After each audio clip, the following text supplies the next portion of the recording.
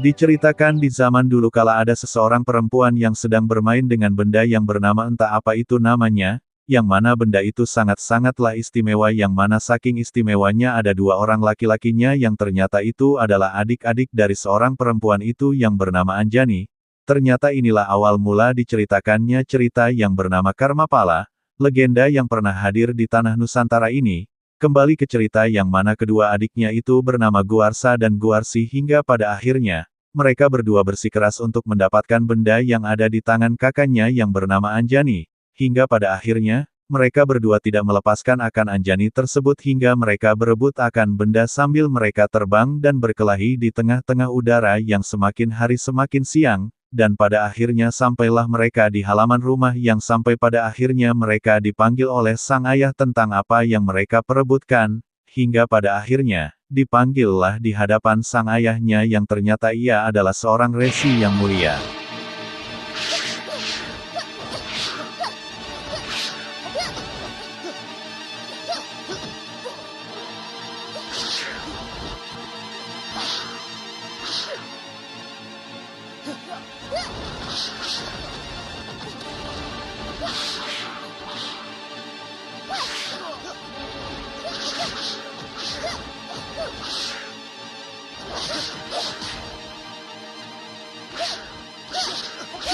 Waduh, kok malah jadi berkelahi begini?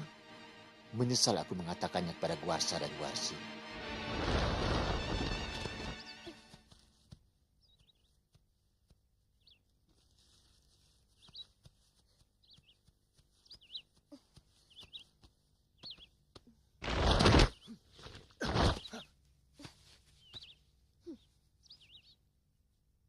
Yunda Anjani.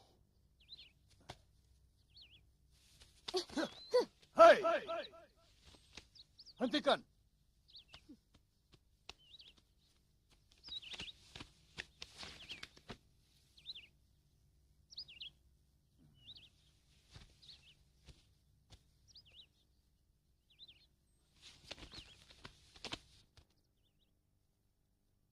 Kelakuan kalian sama seperti kera. Cakar-cakaran sesama saudara. Kalau dengan saudara kandung sendiri kalian sudah mau berkelahi, bagaimana dengan orang lain? Apa pantas putra seorang resi mempunyai sifat seperti ini? Itu kelakuan denawa, sifat kaum Diyu. Kami hanya ingin melihat benda yang dimiliki Yunda Anjani, Romo. Dan kami merasa ini menyangkut keadilan Romo Begawan.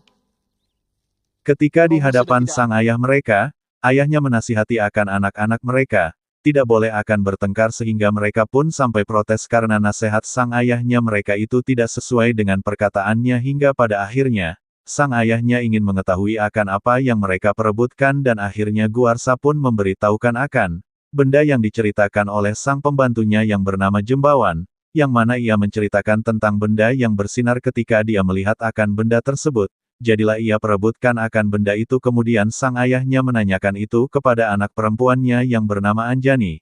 Hingga pada awalnya sang Anjani tidak ingin mengakuinya, akhirnya, sang Anjani pun setelah itu pengakuannya pun diakui oleh Anjani karena hatinya bersih dan ia mengakui benda itu adalah milik sang ibu yakni istri dari sang Resi Gautama.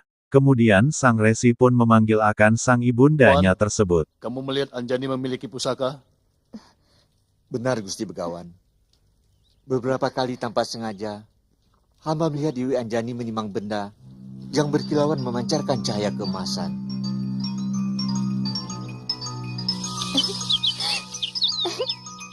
Pertama kali hamba melihat di halaman belakang, Dewi Anjani menimang pusaka itu di Balai Bengong. Yang kedua hamba melihat Dewi Anjani menikmatinya di tepi sendang bunga.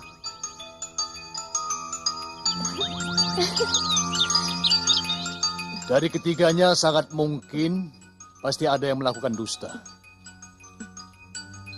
Tetapi Romo tidak ingin menurunkan kutuk pasu kepada yang melakukan dusta kalau dia mau mengakui dustanya.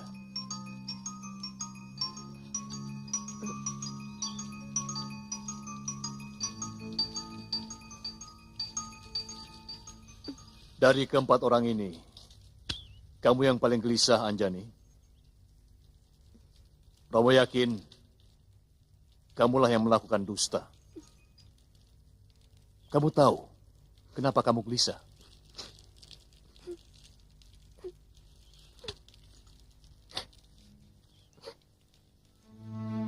Karena sebenarnya hati nuranimu tidak bisa menerima kedustaan. Dia akan merasa gerah dan sakit. Dan rasa itu menekan dadamu. Sehingga timbullah gelisah dan resah. Ampuni hamba, Romo.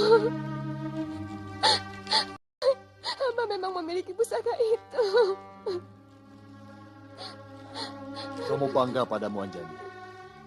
Kamu telah mampu mengalahkan angkara murka di dalam hatimu. Sekarang berikan cupu manik itu.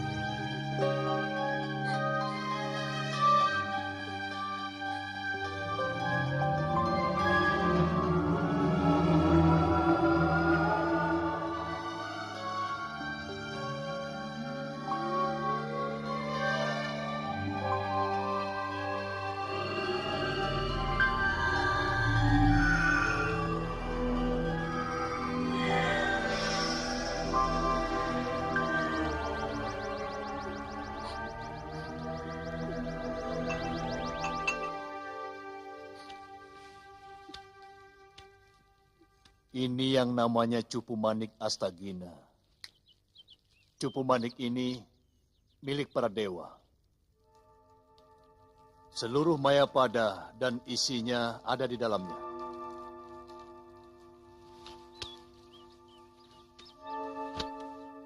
Melihat lambangnya, kemungkinan cupu ini milik Betara Surya. Anjani, dari mana kamu mendapatkannya? Ampun, Romo. Ibunda Dewi yang memberikan kepada hamba sebagai hadiah. Anjani, panggil ibumu kemari. Baik, Romo.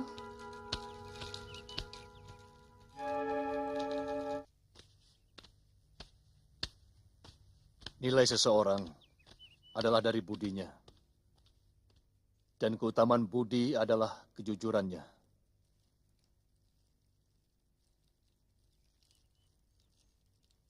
Saya minta jawabanmu, Indradi.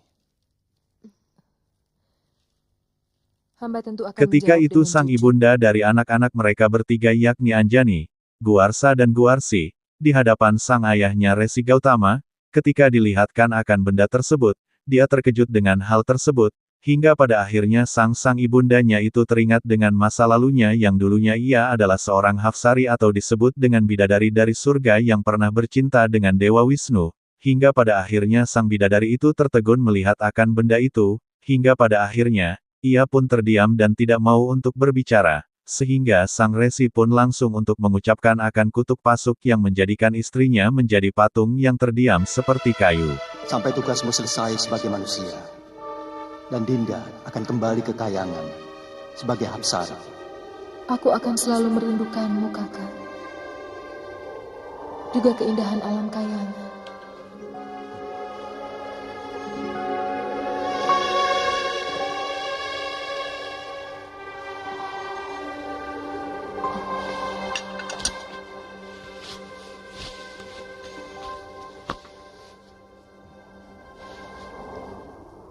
Terimalah cukup manik Astagina ini. Kalau Dinda sedang murung dan bersedih, bukalah tutup cukup manik Astagina ini. Maka seluruh keindahan yang ada di alam Mayapada ini akan muncul di dalamnya.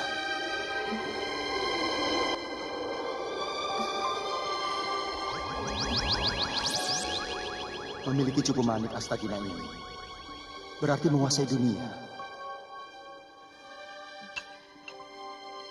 Tapi ingat Dinda, jangan katakan kepada siapapun bahwa cupu ini adalah pemberianku.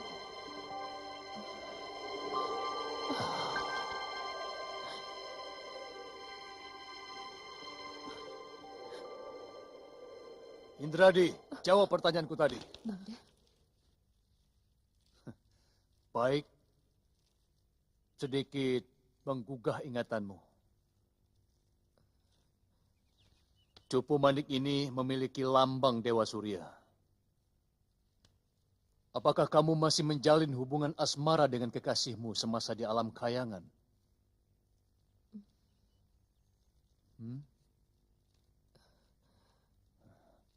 Baik. Sebagai seorang suami, aku telah menjalankan dharma kesetiaan dan kesabaran. Aku telah bertanya dengan santun, tapi mulutmu terkunci rapat. Kau diam seperti tonggak batu.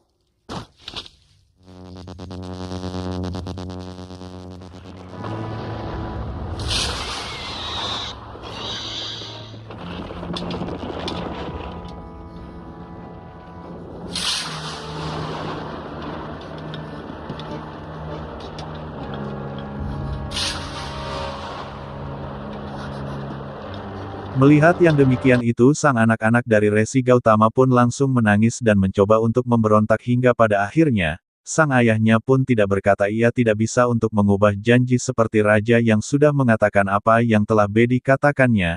Ia pun langsung untuk melemparkan akan benda itu keluar dari tempat Nitun dan dilemparkan ke Alengka Dirja, tempat perbatasan antara dua kerajaan besar, dan akan digunakan menumpas angkara murka di muka bumi ini.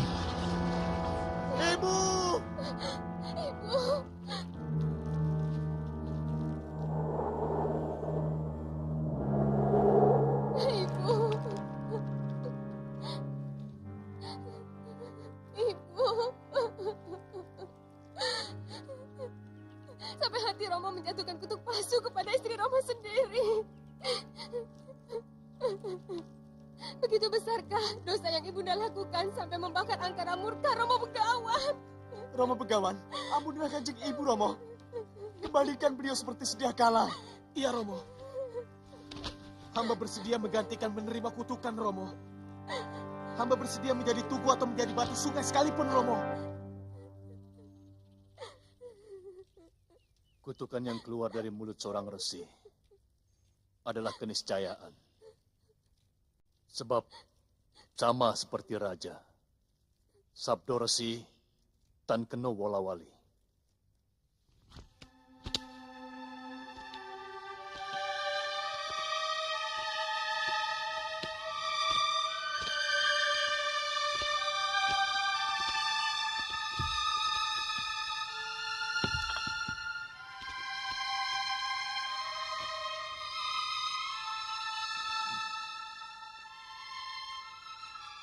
Wujud ibu kalian akan kembali seperti sedia kala. Ketika pertarungan besar antara kebenaran melawan angkara murka terjadi. Seorang wanara sakti berkulit putih akan menggunakannya sebagai senjata untuk menghancurkan kepala salah seorang pengikut Raja Angkara Murka itu. Ketika itulah wujud asli ibu kalian akan kembali.